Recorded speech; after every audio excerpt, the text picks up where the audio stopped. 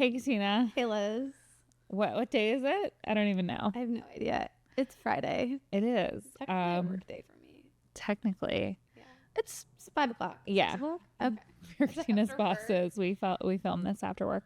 What a whirlwind of a week. What happened this week? I feel like I blacked out this week a little. yeah, we've kind of been getting back into things. What did we do? I don't know. A lot. We launched some campaigns. So we launched some campaigns. We are funding a campaign for influencers to make content in Wisconsin about the Wisconsin Supreme Court election, and influencers to make content in Florida about the two special elections happening for the congressional seats in Florida. They're going really well. The content is contenting, and I think it's our proof of concept that this is the way to reach people, that a commercial on a broadcast network is not going to land and drive people to the polls, but an influencer who you've been following for years, reminding you to get out there. The election is April 1st, and here are the stakes.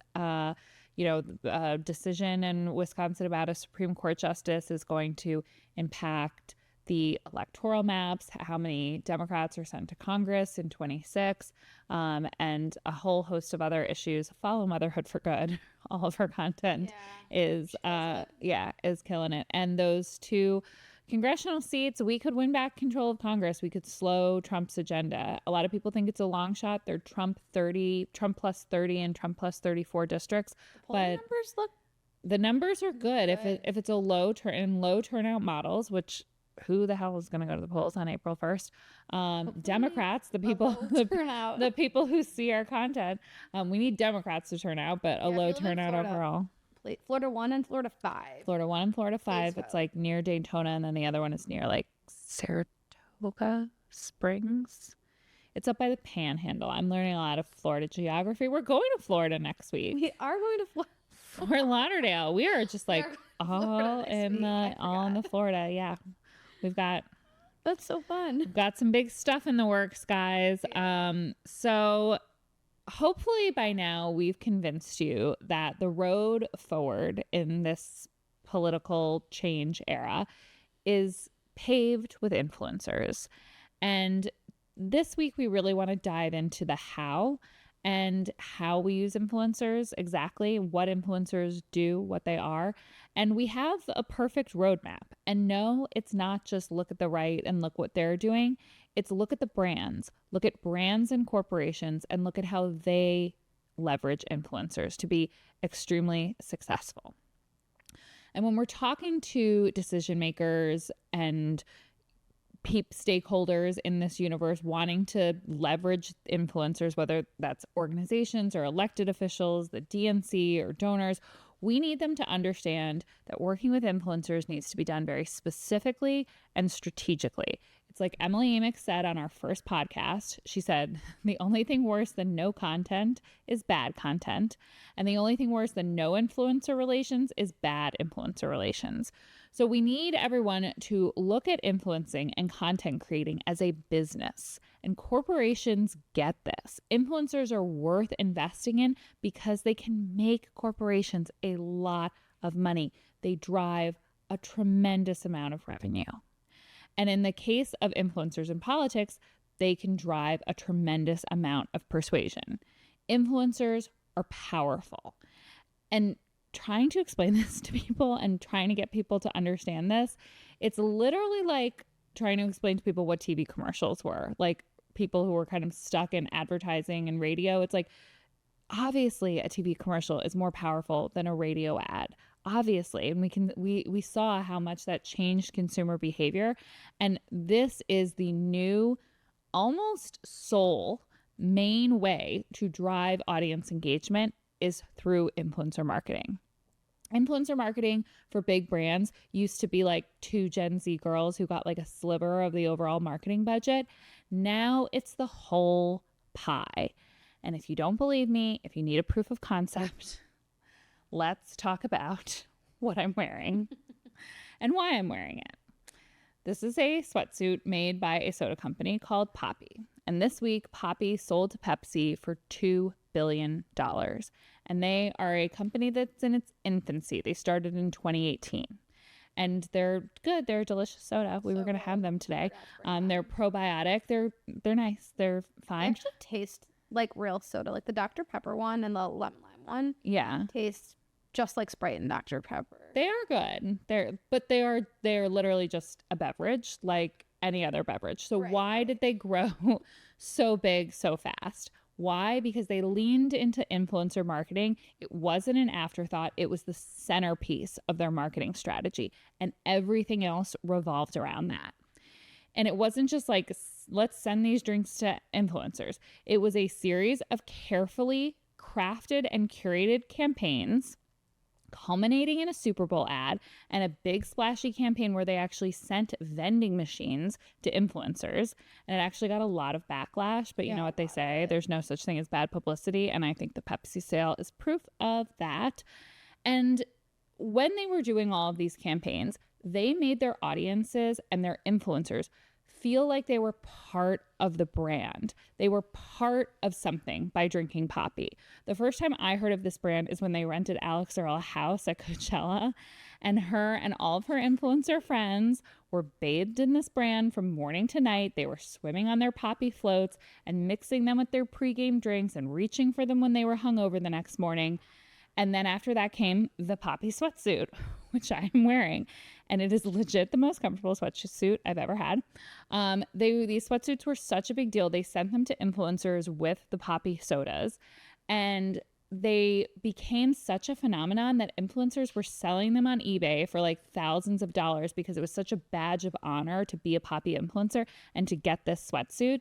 So then Poppy was like, we should start mass producing these and selling them at Target. And so now for $59.99 and a trip to Target, you too can be bathed in Poppy from head to toe. And it also like feels amazing. I'm never taking this off. And these shrewd marketing moves that Poppy has made it become more than a drink. It's a lifestyle. And now it's more than a lifestyle. It's a $2 billion cash out for some of these influencers who traded payment for equity. So that will be studied in business classes for years and decades to come. Ladies and gentlemen, this is the future.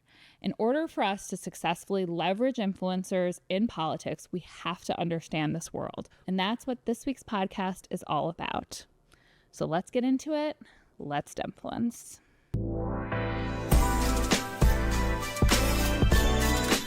Today we're joined by everyone's favorite it girl.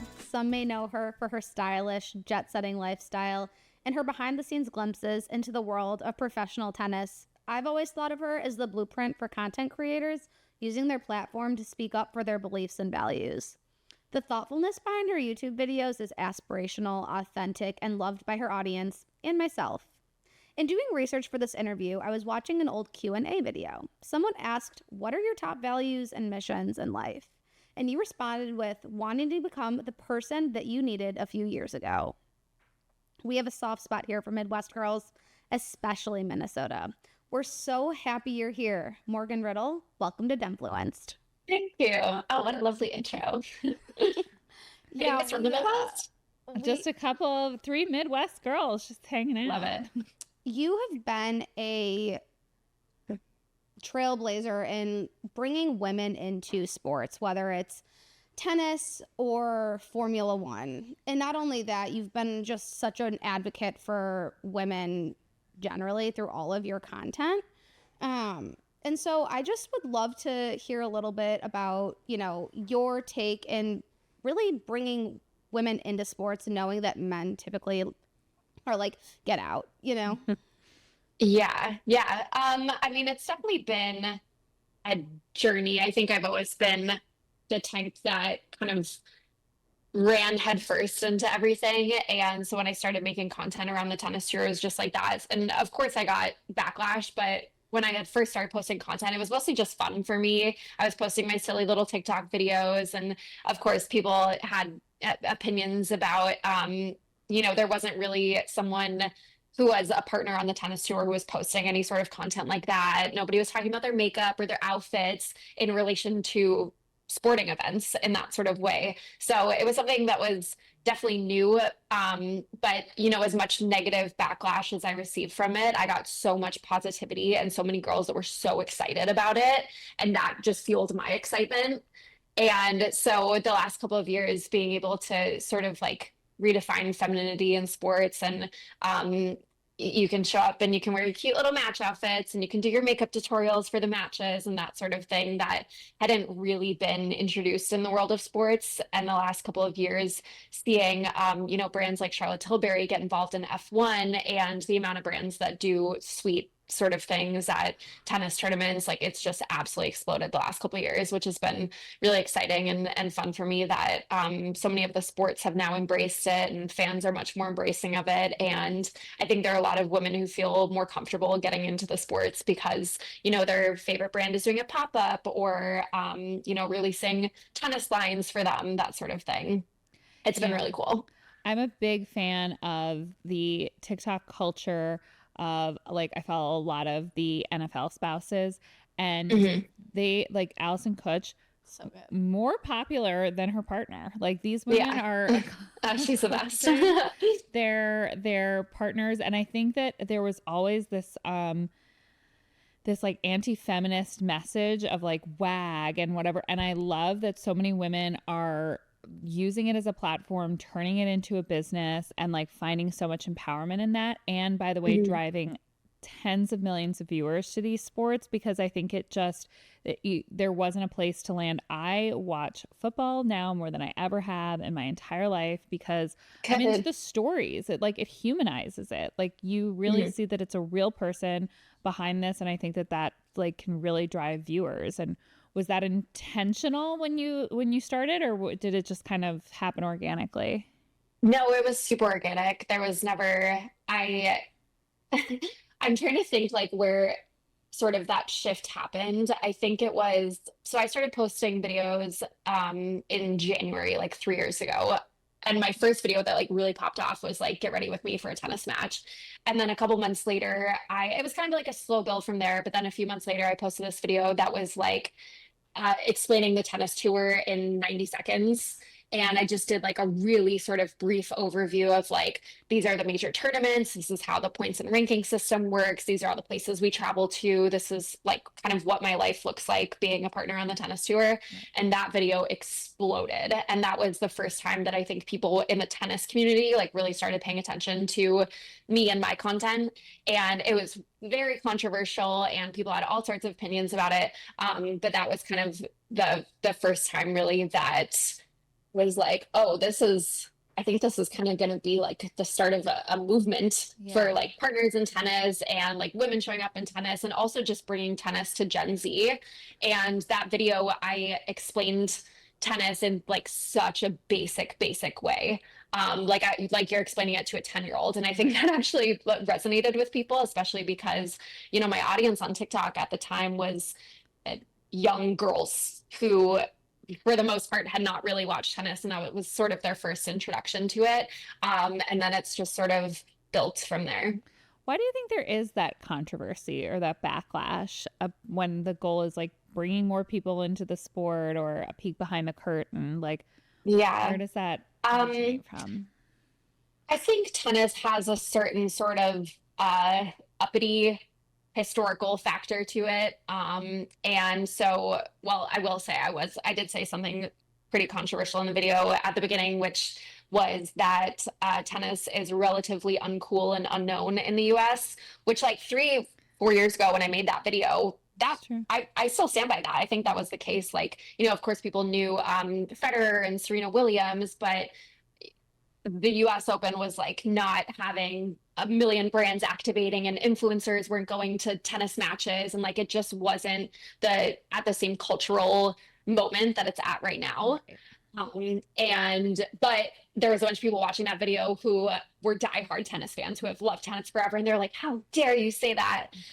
So that was kind of the most controversial part of that video specifically. But yeah, I think in general, people who have always been super into tennis are like, who's this influencer talking about the sport that I've loved and played for 30 years, acting like she knows everything. And I'm like, I don't necessarily know everything. I'm just explaining the basic rules of it, which anyone who does a Google search can kind of do. I just made it a little more cinematic and put it online.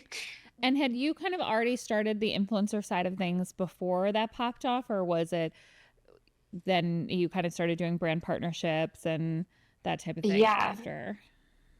No, so I was actually working for a nonprofit at the time. When I first posted like my first TikTok, really, I think actually that week I quit my job for reasons unrelated. It wasn't like I'm gonna quit my job and become an influencer.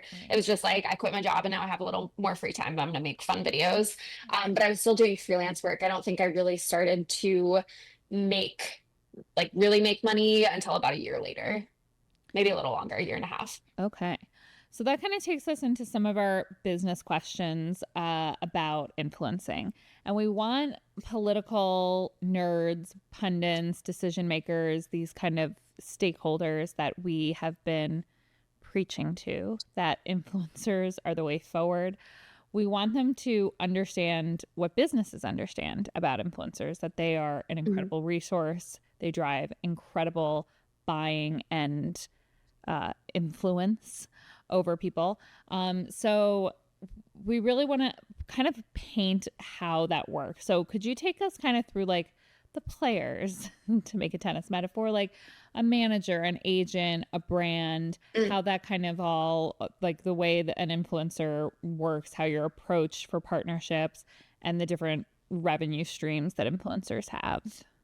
Yeah. I mean, I think the interesting thing about influencing is it looks so different for so many people. Some people just have one manager, they have an assistant that does everything for them.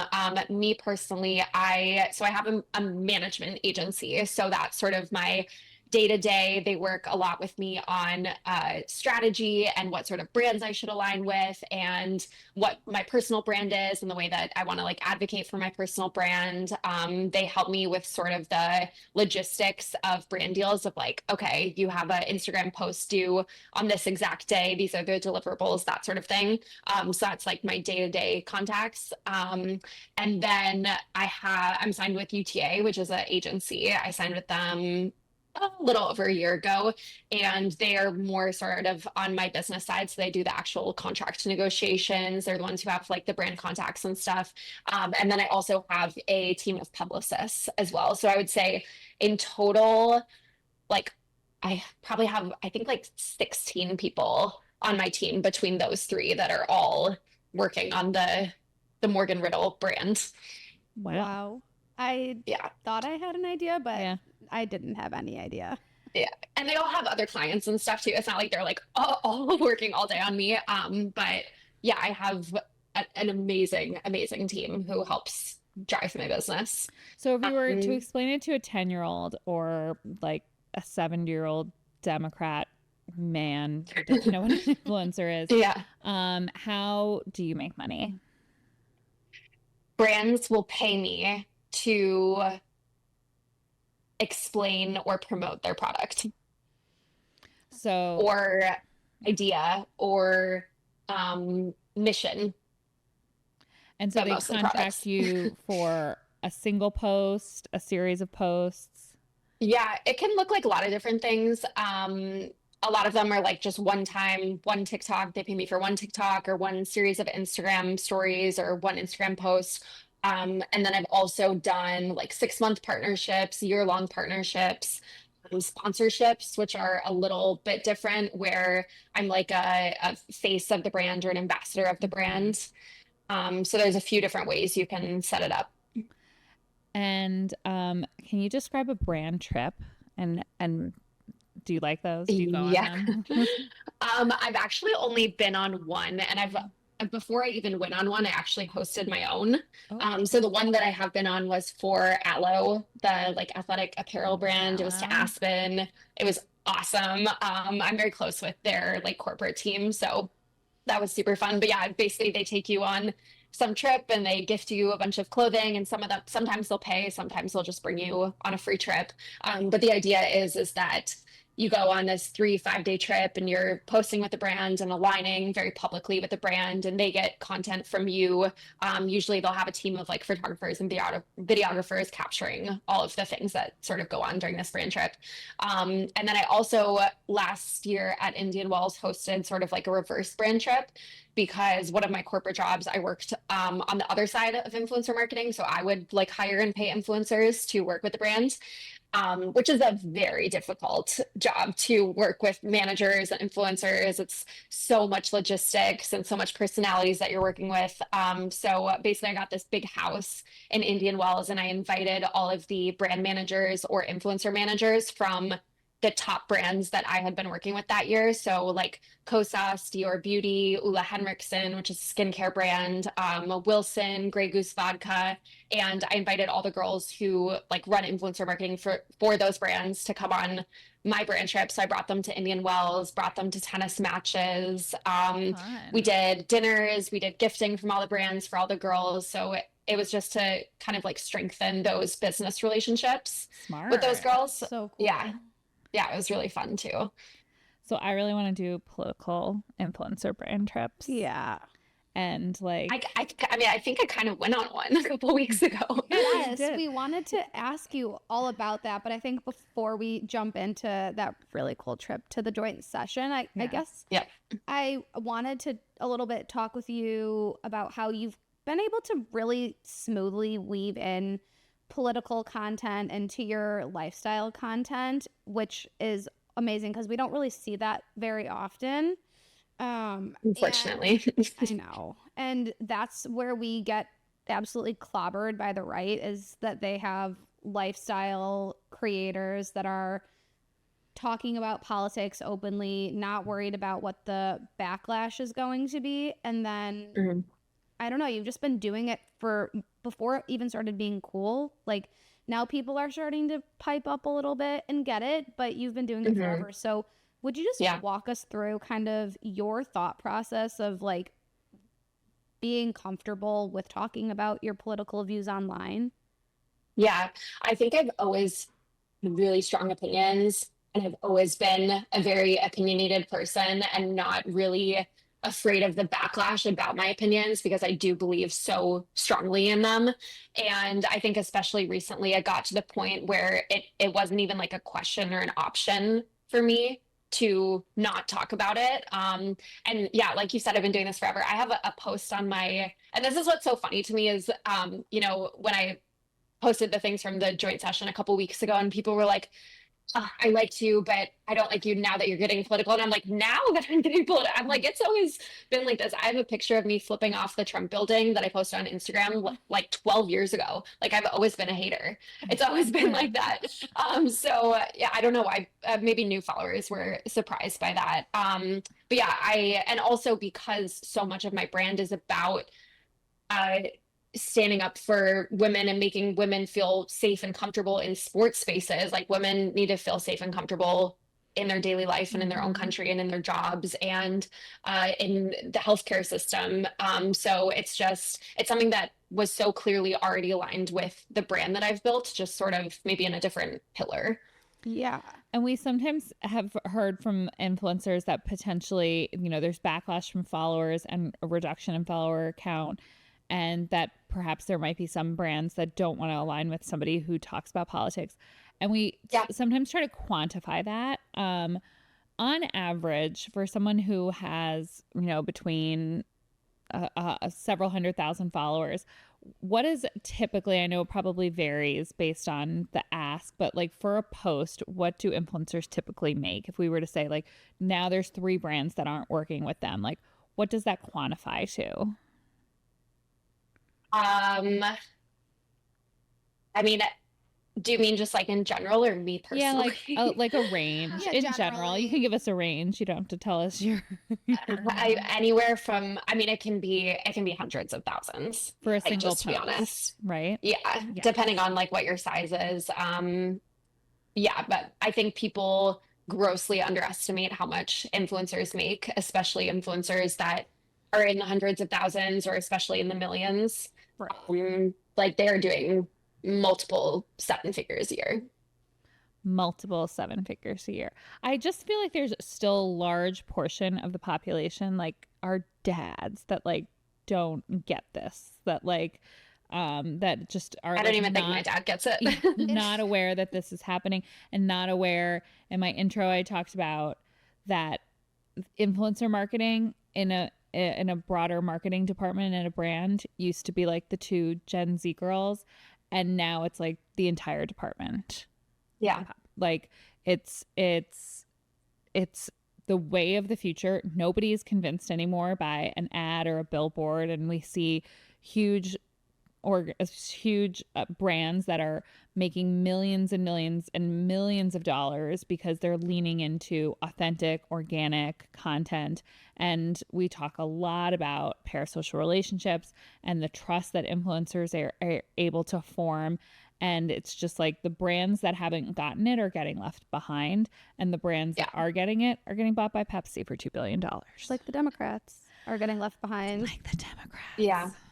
Yeah. Sadly, but we're working to make it better. Good. So you recently were invited to the joint session. Yeah. Tell us about that. How did that come to fruition? Did you have fun? Do you want to do it again? Like, tell us all How about can they it. improve? Yeah. Yeah. It was great. And it was almost like I'm a little like woo-woo spiritual. And it felt like I sort of manifested it. Like it was just like a sign from the universe. So basically how that happened was, I think like lots of people, the last 2 months of my life have been endless doom scrolling and panicking and reading news articles and watching TikToks. And like I'll scroll on my TikTok and one video is like, the best new concealer you need from Sephora. And then the next video will be like, rice and beans, buy rice and beans. And I was just like, oh my God, like what the F are we doing? And so I was feeling very sort of helpless. And I had a conversation with my dad and I was like, oh, like, I don't know what to do. Like, what do I do? I have this huge platform. Like, a lot of times I think in the influencer world, influencers look to other influencers. Like we're all inspiring each other. Everyone does the same thing.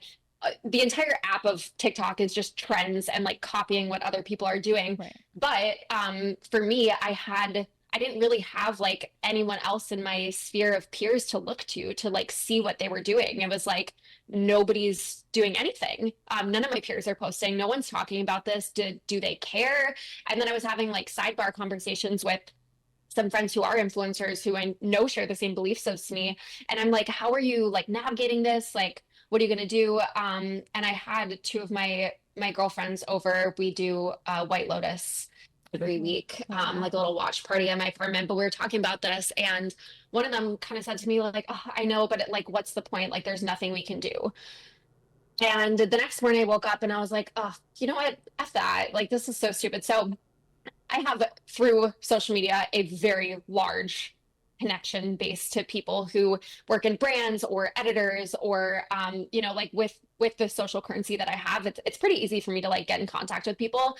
So I started DMing people who I've seen be more public about it, started like emailing companies, just reaching out and like just trying to have conversations.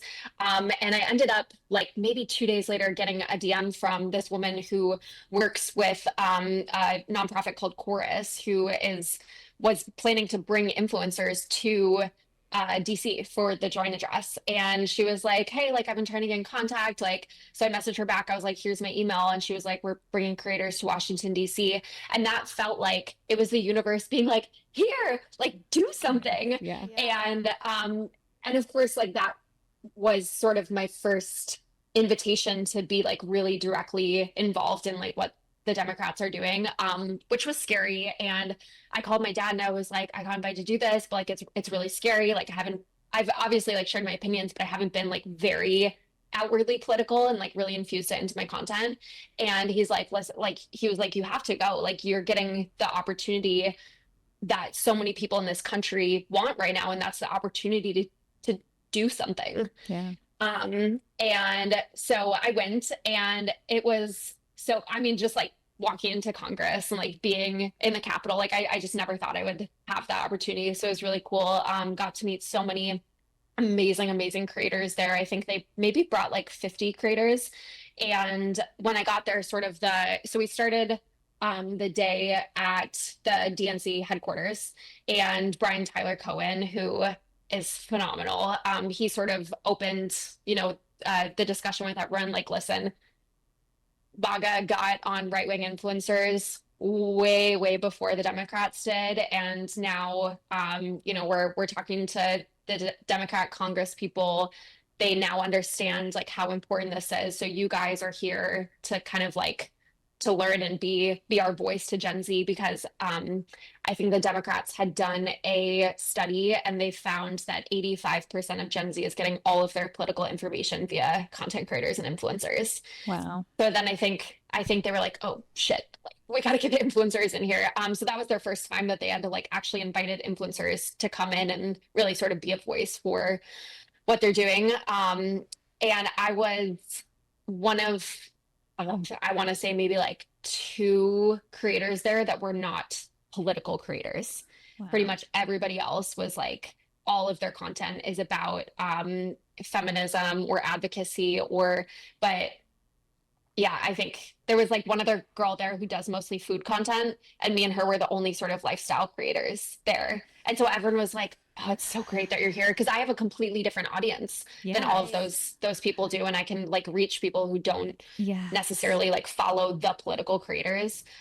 So I got a lot of like, oh, we're so glad that you're here sort of thing. And I'm like I'm happy to be here. Looking at our vision board / pitch deck, we say this often that, I mean, so I think somebody told me, there were maybe like 15 of you there or more? No, like 50. 50. Okay. Yeah. That's there was a lot of us. I feel like, so the majority of the people that I saw there, I sometimes feel like they have an audience of women that are college educated that already voted for Kamala Harris. Like, I think it's great. And then we have that access. And I think that we need them to make that content, because perhaps it's coming up on people's For You page. And like also for those elected officials, like they're providing different members of Congress opportunities to get in front of different audiences and to get their message out there and to show that the Democrats are doing things. But like, I feel like it's like a really insulated audience. We need to have more lifestyle creators in there, and we have to make it like attractive for them, whether it's through like the opportunity or to have other people, to have you say to your peers, like, this is an important way to do things. Like, how do you think we bring more lifestyle creators into the fold? Because we need your audience. Yeah. I don't know, it's hard. And I will say, like, I know I didn't say for an absolute fact the main reason that most who did vote, Democrat and are very against what's happening, like, they're just really scared to lose followers and to lose money at the end of the day. And so I think it's really trying to get that message across of like, what is the value of a follower? What is the value of $1 if it costs you like your values and your integrity? And that's like in personal conversations that I've been having with friends who I'm trying to encourage to use these massive platforms that they have. Like, that's what I'm trying to say. Like, it's so important. And, so many content creators, women content creators specifically, like the badge of honor as a female influencer is having a high female following. Mm-hmm. Like, when brands ask you for your analytics and like are trying to figure out how much they're going to pay you, like having that high 95% female following is like the gold star, And so there's so many content creators online who are so proud of these like girly communities and their high female following. And so I'm like, how can you go about like selling them things and having this huge platform of women who have given you financial freedom, who have built you up to where you are, and not at least be considering how you're going to protect that community against what's happening right now. Right. Yes, Morgan. Thank God for you. Language. It's so true. I feel like every time I personally see someone I follow on Instagram or YouTube or whatever come out and say that they're liberal or they speak about what's going on, I ride for them way yeah, harder than same. I do people that stay neutral. I actually feel like I've sort of unfollowed people that They don't talk about it. haven't, If because they stay quiet during the election, I unfollowed I them. assumed that they uh, voted for Trump. Um, Yeah. Or I'm just Which like, I'm not a going to lot of buy them your lip did, gloss. to be fair. A lot of them did, yeah.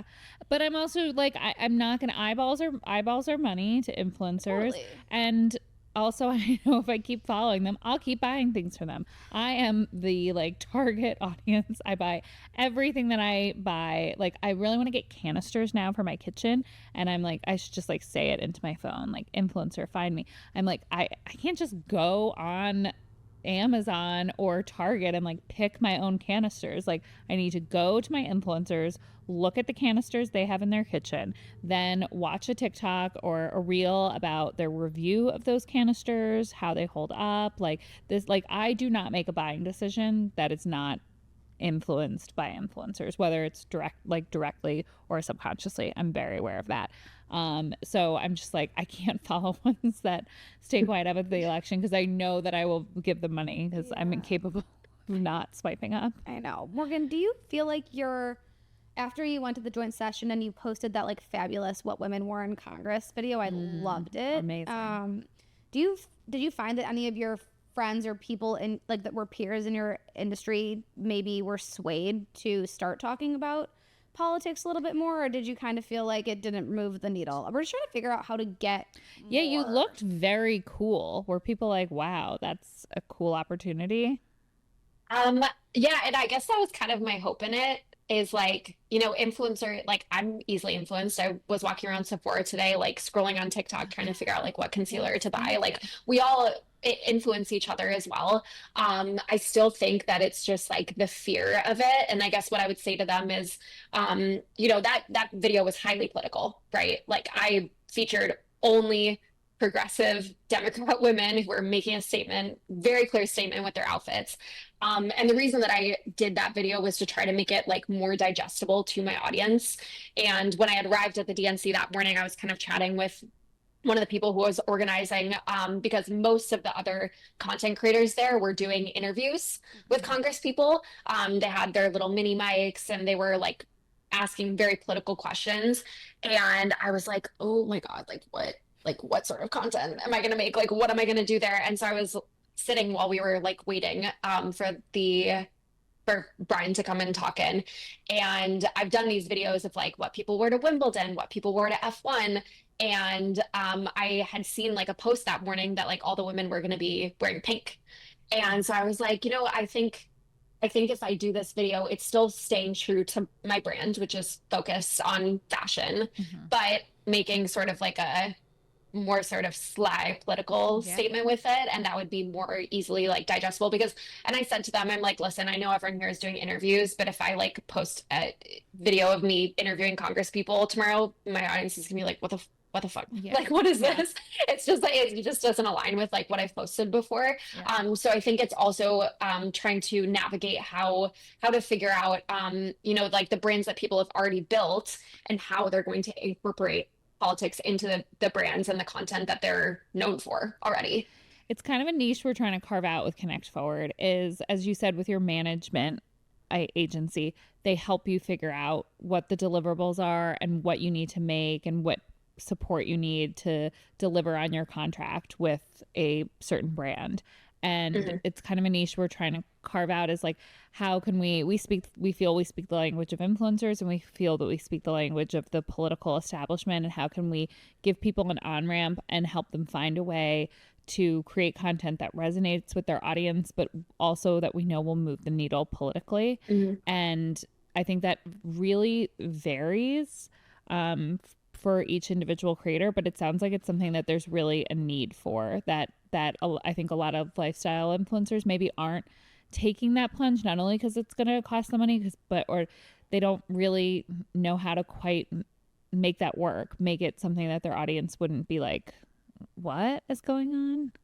Yeah. And I also think you have to look at like the motivations of people, right? Like everyone has their own sort of intrinsic motivations. And I think a pretty general motivation of the population is money. And especially for influencers, like there is that risk of like losing brand alignment, like not being brand safe necessarily in this. And that's like a risk I had to chat through with my management. And I told them like, listen, like I don't care about losing. Like if a brand wants to pull out with me for speaking out about this, like that is okay with me. I don't want to work with them anyways. Yeah. And like to be transparent, I have had brands like say like we're Really? not working with anyone who's speaking out politically. I've had brands say that they won't work with me because of posts that I did about Palestine. Like that is fine with me. But I do think a lot of influencers, but also I will say like I'm very financially comfortable. I'm not at the point where I like absolutely need brand deals to like pay for rent, that sort of thing. But I do think a lot of people are sort of, you know, so many content creators are in that position of like, I literally cannot risk losing out on Right. this potential brand deal. Yeah. But for me, I also like, of course I like to make money. Like everyone likes to make money, but I've never been like highly motivated by money. So it's sort of, I would rather like stay true to like my values, than to cop out for that. Yeah, absolutely. But I also think if we can start to build out this ecosystem in a way where people are compensated fairly for their work. I mean, that was a long day, right? You were in there, the joint address for like 12 hours, and then you have content where you're editing, and it was a cool experience, and you had Mhm. the excitement of going into Congress, but like we need to be able to make this sustainable, be able to replace that revenue, but then also just want to incentivize people to be a part of it because you're compensated well. Yeah, and it's important. Yeah. It's just important where I think like the biggest thing that I want to drill in is you know, the reason that any of us are able to have these jobs and have this situation where we can have financial freedom and we can work for ourselves, it's because we live in a society that's made that possible, and also a society that's being threatened. Yeah. So like what's going to be, you know, you stay silent, like who knows what's, I mean, I'm not trying to like fearmonger, but Well, you know, I do think it's we can important do to like that. yeah, I think it's important to like remember that all of this is possible because we live currently in a society that's made it possible. Yes. And like it's going to be kind of hard to get brand deals when we're living under an authoritarian government. Or in a recession. Yeah, Yeah. exactly. Or in a place where women aren't allowed to vote. Um, but ironically, there are a lot of influencers who are trying to bring about that reality. The right wing political propaganda girlies. Sometimes we feel like it's like Voldemort, like we don't want to say their names, but we we know who they are. A lot of them are funded by Peter Thiel. There's a magazine, Evie magazine, that he funds. There's a new period tracking app that they're starting, and a lot of the content that comes from the right is very like coded. So, are there certain things that you see other influencers post where you go right away? It's lifestyle content, but they do something and you're like, that's a conservative values pipeline. Yes, and I almost wonder, I don't think their audiences, I think their audiences definitely don't know, but sometimes I don't even know if the creator knows. Yeah. Yeah. Like they're so wrapped up in it that like I'm like, do you like you know, like the trad wife stuff and the farm living, and I grew up in a family of dairy farmers, and I'm like, when I see that stuff, I'm like, it is so clear to me that none of you have done farm chores before, because the glamorization of like the cooking and the raw milk and making your own sourdough, like whatever it happens to be, um, is like when you live on a farm, it is the most grueling, heartbreaking, like it is a hard life. So the glamorization of it is beyond bizarre to me. And like I remember when Ballerina Farm and her husband bought that the they started like having a dairy farm and having the dairy cows, and the system that they had put in was like it was like $200,000 per the thing that you like put on the udders of the cow to like Oh, suction right. it up Yeah. and pasteurize the milk, or they probably don't even pasteurize Yeah. it. But you know, most farmers are just they're barely scraping by. They're just trying to make a living. So to have like a luxury version of farming is so strange to me, and I think so problematic on so many levels. Um, and now it's like a trend. Yeah, people idealize, like as you said, a very hard way of life, a way of life that for many people that we like evolved past, and it's like doing everything from scratch, having not being on birth control and having a child every year, homesteading, growing and cooking all of your own food. And like there are elements of, that we have too much screen time and too much processed food. Like there are elements where there is elements of truth to that. But it's this weird just glamorization and trying to make women feel like it's their idea. It's your idea to be cooking all the time and cooking everything from scratch and in service to your husband and your farm. It's your idea to not be on birth control and to have a kid every year because it's better for your body. It's like we're selling. It's like so weird how they package female empowerment into something that is not empowering of women at all. Yeah. Yeah. Um, It's not good. yeah, and it keeps on going. Like, I found it really interesting how a lot of the farmers' subsidies have been taken away, yet that is what they continue to glamorize. Like, there is a little bit of a schism of their lifestyle content and the I mean, we knew this was going to happen. This isn't like a surprise to anyone. But also then the legislation that they're passing. You see all these like distraught farmers on TikTok that can't connect the dots as to why their subsidies are going away or why their assistance is going away. They're, complaining on social media, but they'll never say, well, it's Donald Trump's administration that's taking that away. It's just like this elusive government. And then on the whole other side of the algorithm, girls are, trying to learn how to make a sourdough starter and trying to go to farmers markets to find unpasteurized milk. And it's just beef tallow. Yeah, beef tallow. It's two different worlds. And It is. And it's also like, if you guys care so much about this stuff, like, where's the advocacy for the farmers and the agriculture industry? And, but they're not going to talk about the negative sides of it. They'll just continue to glamorize that. Right. And it just kind of, it like you go further and further down the spiral. It overlaps with Christian nationalism. It overlaps with a strongly patriarchal society, and they're selling it to us in the most, like when you look through Evie magazine, it looks like glamour.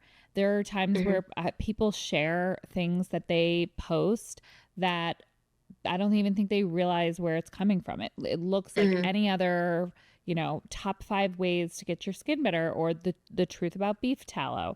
There are just like these little like spears that they use to get into people's psyche, and then they really like bring people down, and it's like a cult. It really is. And it changes the way people think, and there's a lot of groupthink then that happens, and it's really, really scary. And I've been like saying this so many times, but it's like when you have on the internet all of these loud voices, it's like if you have a room of 100 people and you tell 2 people to yell the word truth and the other 98 people yell lie, like all you'll hear is lie.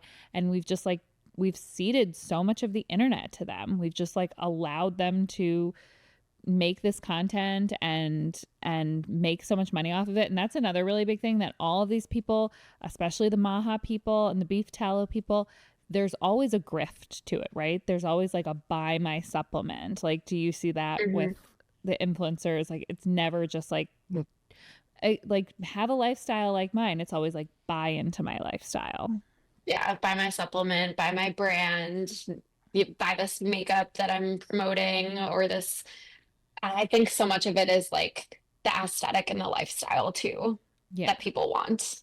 Yeah, the brand of Republicans or conservatives has really shifted from kind of, the butch bodied blonde like idea of Marjorie Taylor Greene to this like roaring like Gadsby style parties in Washington D.C. and they've just, you know, I think it's probably all Shein clothes or whatever. No hate, no shade, but well, actually, we don't like fast fashion here. Yeah. But and then Democrats kind of have this like more modest kind of like dorky, I guess, like persona, which is so They've far painted from us true. that, like, yeah, Right. they've done a good job of that. That I think it was it a New York Magazine article that showed them like at the election party? It was the yeah. New Yorker. Yeah, they've somehow made being conservative glamorous. And like, wait, we are the cool ones. We are the But also, artists and the I feel like most like celebrities, like mainstream celebrities, yeah, are Democrat. yeah. Right. I don't But know they just ignore how that part of it. I don't know how they co-opted cool, even a sliver of it. Like, we're the artists, we're the unique ones. Like, did none of you watch Rent? Like, Yeah. it's amazing to me that this generation is just being fed this, and I mean they've positioned it perfectly.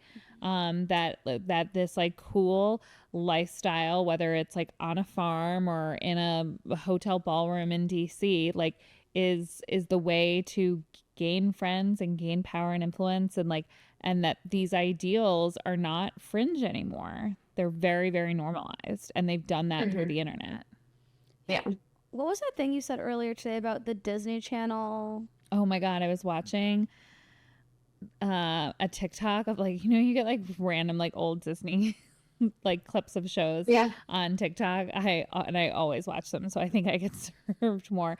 And then there was this old Disney Channel PSA that came out right after 9/11, and it was like Lizzie McGuire and the guy from Even Stevens, and they were talking about just like nationalism and hate. They were like, you know, we're a country of people with all different backgrounds. It's what makes us great. And Lizzie McGuire is like, it's not right to hate someone because they pray differently than you or look differently than you.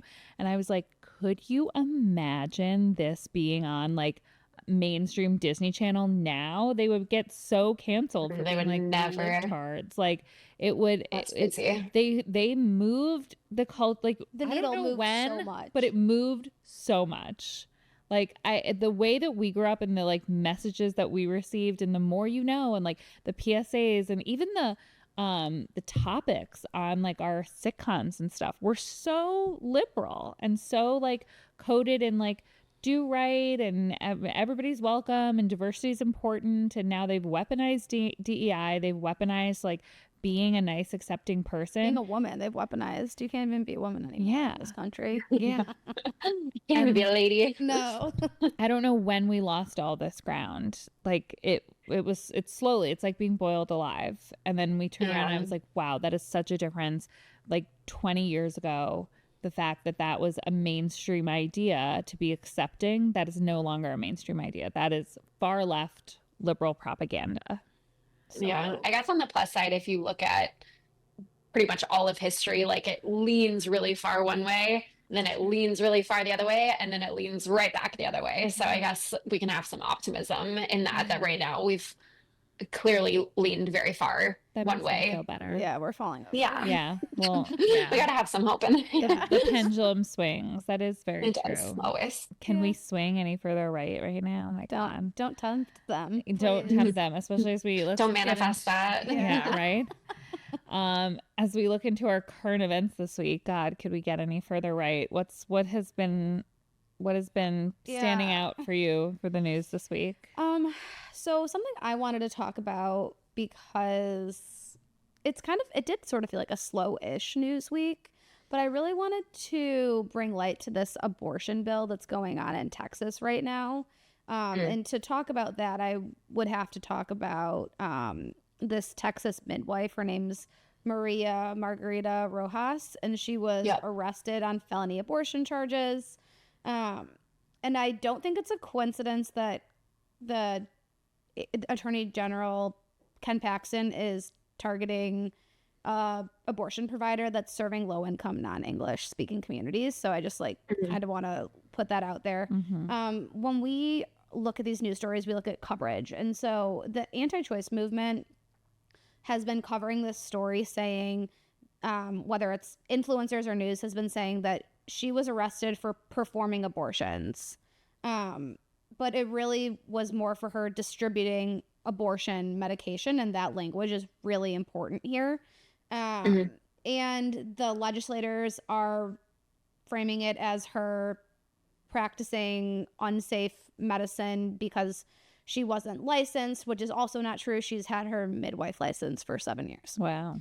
Now, there's a really great pro-choice liberal creator. Her name is Jessica Valenti. She's a Substack author called Abortion Every Day, and she covers fucking everything on abortion. And so everyone should check her out. I really like her work.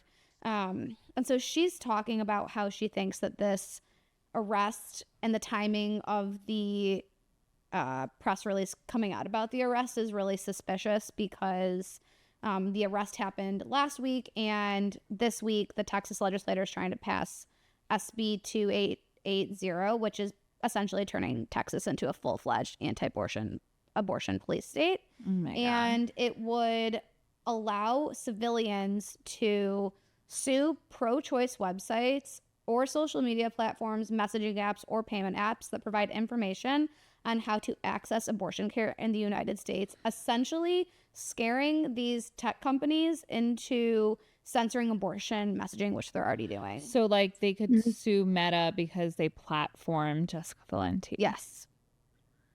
And this has national implications. Could they sue Jessica Valenti? Yeah.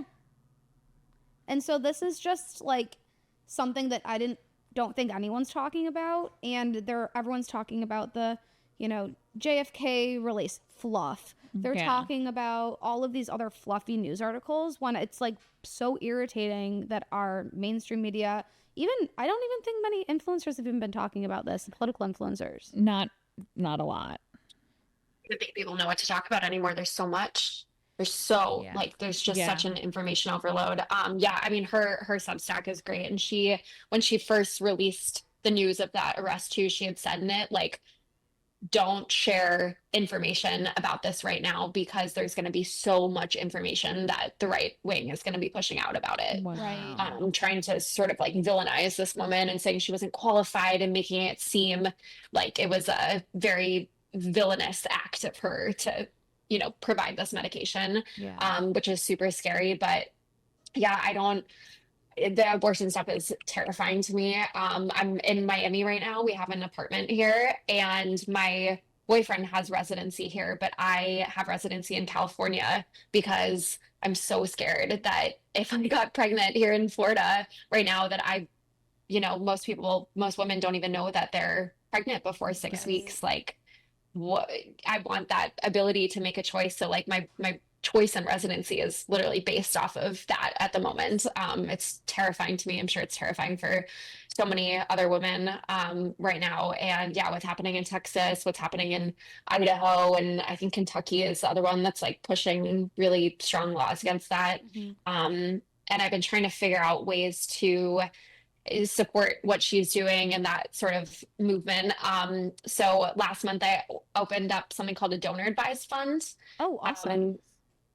And so I think it started out with like putting $10,000 into that and then putting that into an abortion fund to pay. I'm paying for other women's abortions right now, which I haven't shared. But that's just sort of like, I'm like, what can I do to try to support what's going on right now? And I probably will share that at some point. And I think a lot of people have feelings about that.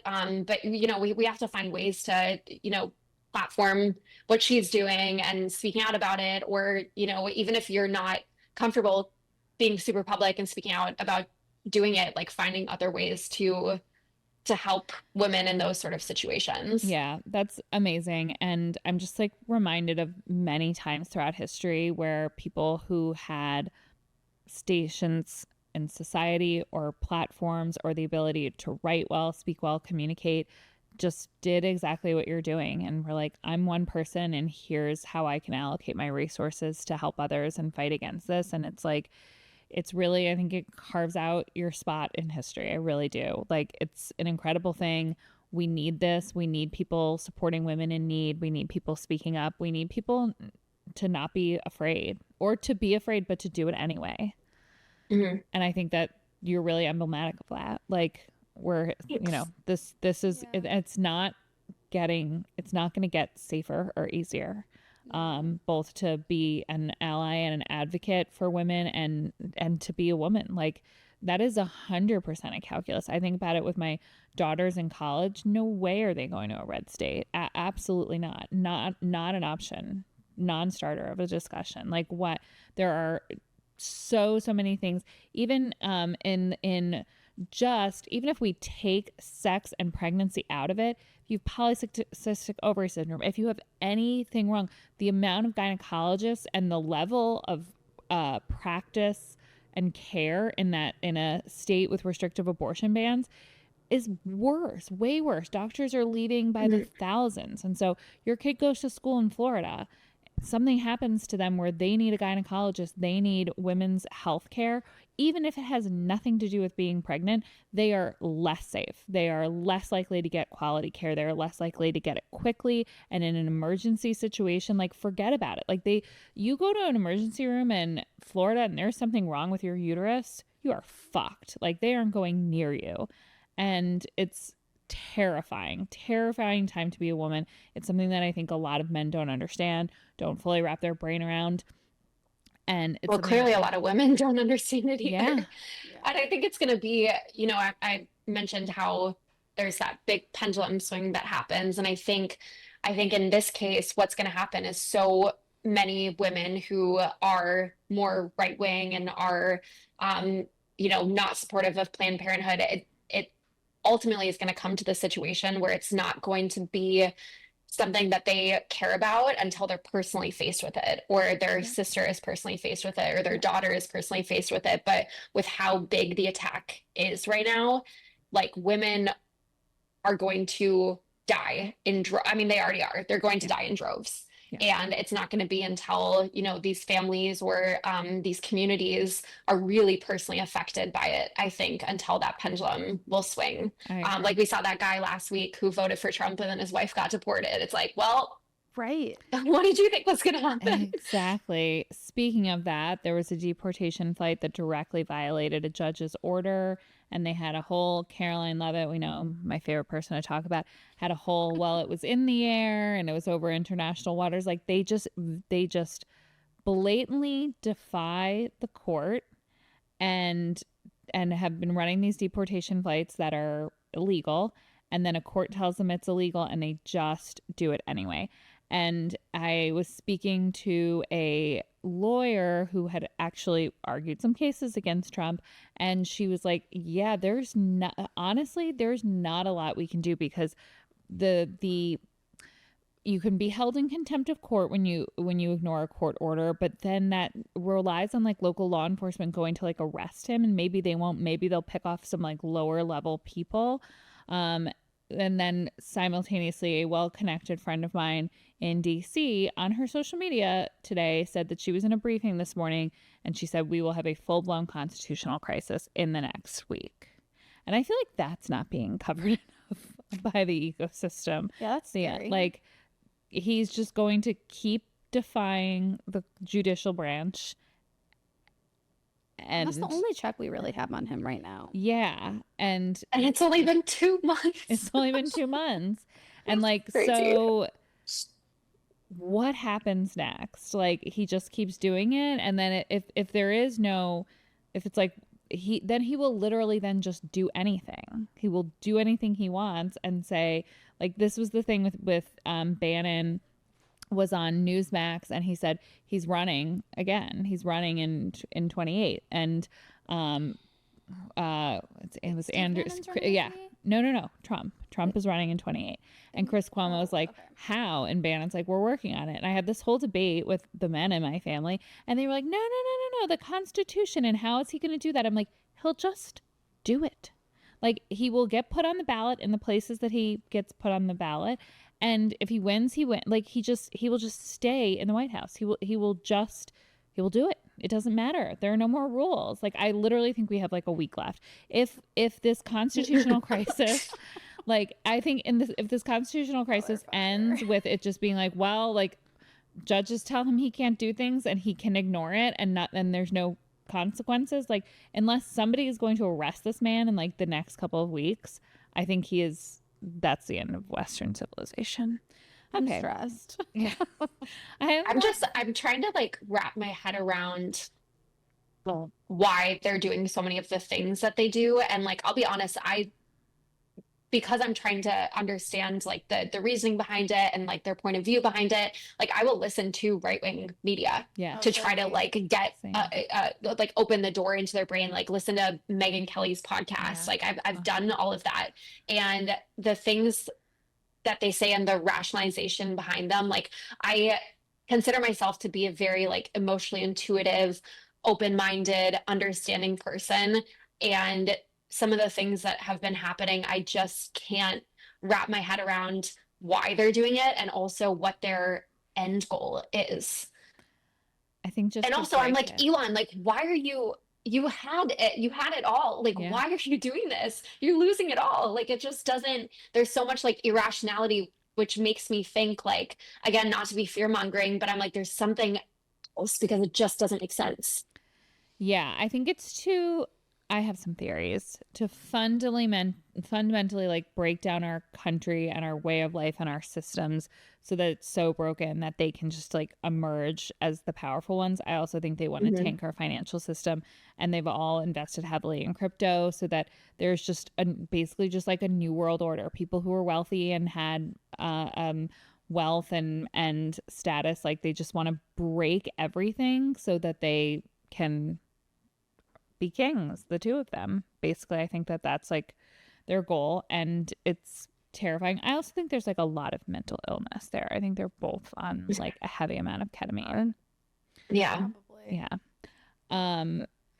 There was a Substacker who also said like we're not on the precipice of a constitutional crisis. I'll put it in our show notes. It was Michael, and I forgot to write down his last name, but that we are already in one, that this Roberts Court that basically paved the way for the reelection of Donald Trump, like they're fine with all of this. Like the Supreme Court isn't going to come in and say that it was like set up in order to do this.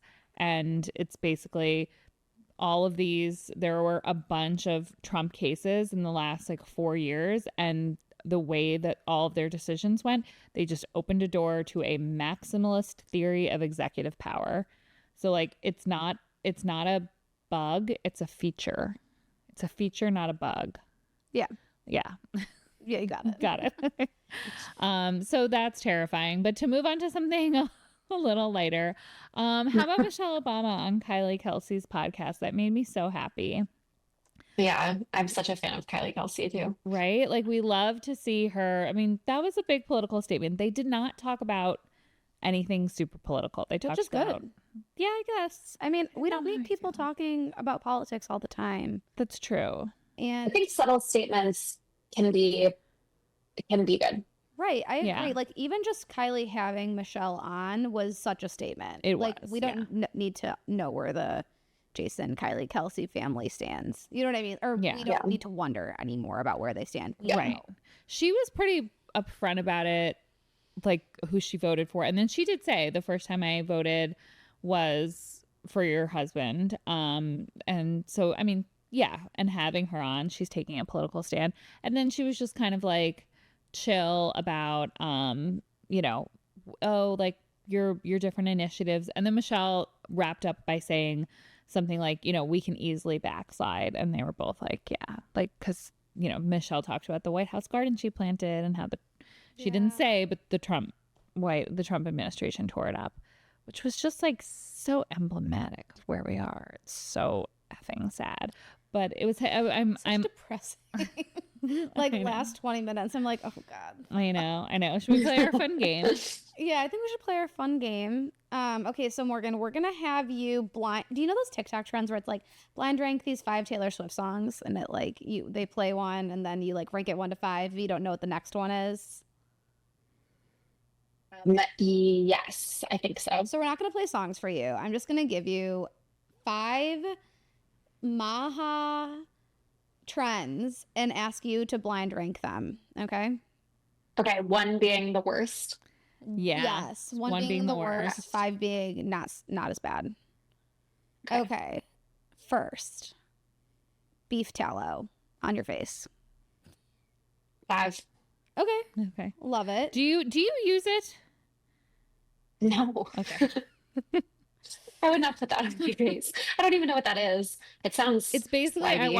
I watched a TikTok of like an actual dermatologist being like, they're all obsessed with beef tallow. It's Vaseline, and like the moisturizing, it's like not thin enough to actually be absorbed into your skin. So it's a hoax because it's the grift. They are all selling Yeah. beef tallow. Aren't you Okay. supposed to eat it?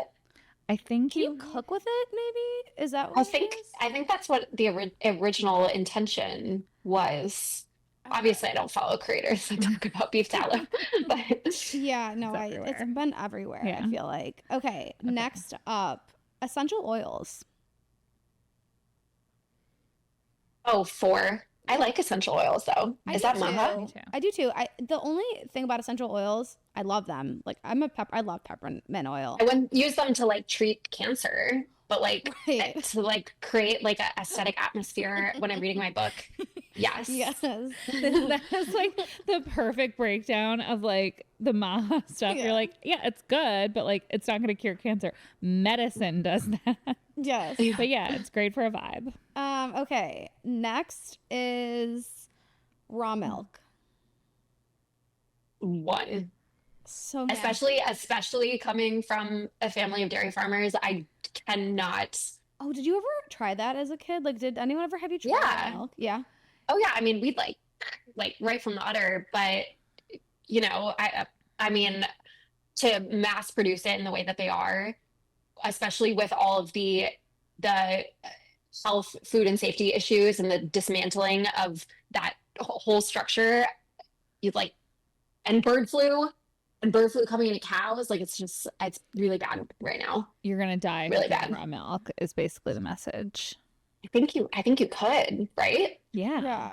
Like you won't die from putting beef tallow on your face, but like drinking raw milk, there is a risk there.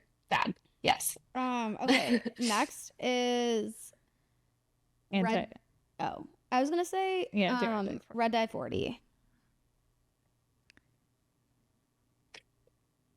3. 3. Yeah.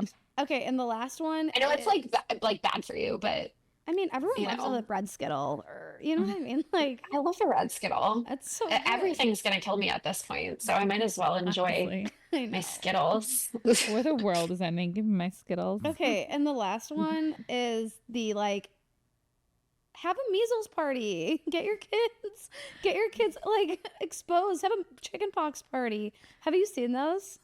No, can I switch my 1 and 2? Because that sounds really bad. Yeah. we'll let Like you switch basically it. being anti-vax. Yeah. Yeah. Oh my But gosh. honestly, I think drinking raw milk, like if like the risk of drinking raw milk, the likelihood to the individual might be more dangerous than being an anti-vaxxer. No, probably anti-vaxxers. I think to like a large community, probably anti-vax is worse, but Yeah. for like an An individual basis. individual. And I wonder if the reason that raw milk hasn't killed as many people yet is because it's not that easy to find. Yeah. No, and it's super expensive. Oh, really? Yeah, it's really, really expensive. That's so crazy because you like don't do anything to it. Well, also because you have to. I mean, all dairy is really expensive right now. That's true. Eggs. yeah. yeah. Actually, I have a measles story fun. though. Oh, you have a measles story? Oh. I have a measles story. So like a month ago, I have like I think I have a curse on me that bad things happen when I travel just repeatedly. Oh, I saw this in And- your stories. Yeah. Yeah. So I was actually like, I think it was the same week that I had posted that series of stories about travel mishaps that I've had over the years.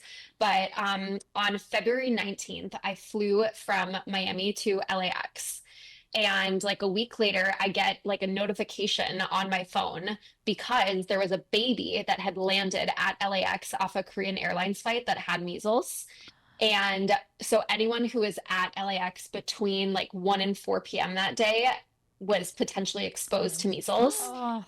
And I called my mom and I'm like, "Wait, am I vaccinated for measles? Like, whatever." And she's like, "Of course you're vaccinated." And I was like, "I don't remember. I was a baby. And like, I just want to make sure." And she used to work at Minneapolis Children's Hospitals, like doing fundraising for them, and how they would describe measles to the people working there is that if you had an emergency room of like 30 kids sitting in the emergency room, and a parent walked through that emergency room carrying a toddler who had measles, and those 30 kids were not vaccinated, 29 of those 30 kids would get measles. That's how contagious it is. Oh my God. And so I'm sure you guys have been seeing like the outbreaks in Texas and that sort of thing. But it's so beyond contagious. It's And Scary. and it's also, have you Googled measles? As someone who has health anxiety, like it's, I you did that, I would die not a recommend very it. slow, painful death. You get like bumps all over. asphyxiate. Like, how am I going to film a makeup tutorial if I have measles? No, it is. It's bad. so upsetting because it has a very high, like there are some diseases that we need a large portion of the population, like 99% of the population, to be vaccinated for to have herd immunity. Measles is lower. I think it's like 85-90%. As long as that many people are vaccinated, then we'll have herd immunity. And it's crazy that we've dropped below that threshold in so many places. And in Texas, they have traced that back to MAHA influencers. They've traced that back to people who are the essential oil, raw milk, anti-vax, homeschoolers. It took over those communities and spread really far and wide. And typically in places where it's a lower education level and they just are hit with all of this misinformation, they had an under 85% kindergarten vaccination rate for measles. Like, that's crazy. That's so crazy. And that's why there are children dying there. And how many kids are in the hospital with it? Like, it's a there's long-term brain damage that you can have, long-term nervous system damage, respiratory illness. Like, this is not a joke. Like, you get it, you die, or you're like sick for the rest of your life. It's not a good thing. And it's one of those situations again where it won't be directly addressed or the opinion won't be changed until it's a personal situation for those families, which is so heartbreaking. Yeah. It's really, and I really do hope that we're able to use these platforms and social media to spread awareness and make people realize that this is what's going to happen. And if they can start to form some empathy or a parasocial relationship with someone, and before one of these terrible things, any of the 5 terrible things that we talked through in depth today happening to people, a death from a complication from a pregnancy, measles, all of these other, drinking raw milk, like, wouldn't it be great if they could just see these vicious consequences and make changes in their behavior, both deciding to vaccinate their kids and who they vote for and who eventually appoints the current HHS secretary? It's like, I have to believe it's true. I have to believe we're all on the right path of using our platforms and our voices and our big gift to try to bring awareness to these things and start to change hearts and minds, because otherwise we'll just spiral. And I do want to say, maybe if there's any influencers or content creators watching this who are trying to navigate how they can talk about it, like I said, one of the big fears is like losing followers, which when I posted those videos I did, but I think I gained back like double from what I lost, because that video that I shared was the most reshared, reposted reel I've ever posted on Instagram. Really? So yeah. And of course, like I did get a loss of followers, but I gained back women and people who are much more aligned with who I am as a person and have the same sort of views and who will support like the work and the message that I want to spread moving forward. So it wasn't a loss at all. Wow. Okay. Our editor's back there. Clip that. That's going to be your second most viral shared reel, is hopefully the clip of you saying that. Thank you so much for being here. Thank you for everything you're doing, using your platform. I really do mean it. That I think it's like when Katina and I met, she said something along the lines of like, if I died tomorrow, I want to know that my life was made an impact and made a difference. And I think you are doing that in spades. Like you've got, you can check that box. And Thank you. and we also love following you for, we're both fans of tennis and clothes and beauty, and you make it fun, and we need to have that balance. Like it's like a conversation with girlfriends. You talk about tennis, you talk about clothes, you talk about White Lotus. I love your Thai White Lotus night. #influence. I'm going to get Thai food to go back and watch. Sunday, 2 days. Yeah, White Lotus. I didn't watch last week's, so I've got one in the It was weird. We'll have some insider tea that the next episode's like where shit gets crazy. So Did you we can post buckle up for that. something about like I'm begging for anything? Wow, this season is so boring. Yes. Yes, I did. And a little birdie told me that the next episode, like, it's time to buckle in. You spoke Mike what White everyone is was thinking. doing his job. Mike White, he is a slow start. He's a slow burn, but then fireworks at the finish. I trust this man with my life. I'm like, I know some things will go down.